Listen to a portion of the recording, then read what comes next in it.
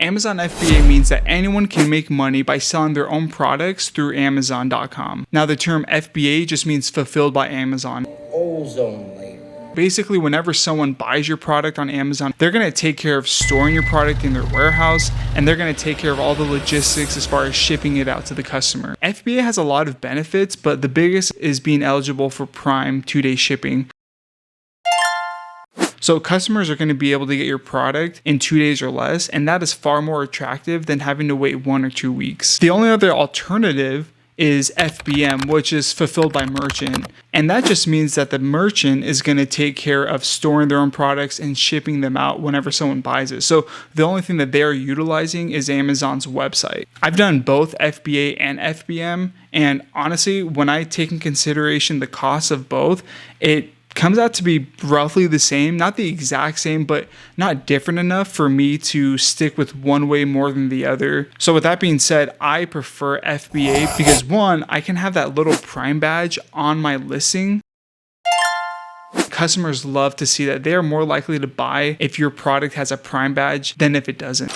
And the second reason is I could stay laser focused on product research and finding good products to sell rather than having to worry about shipping out orders every day. Okay, so you might be thinking, who can sell on Amazon? Well, there are two different kinds of sellers. There's first party and third party sellers, or 1P and 3P. 1P, or first party sellers, is when you sell wholesale products to Amazon and they in turn resell those products on Amazon.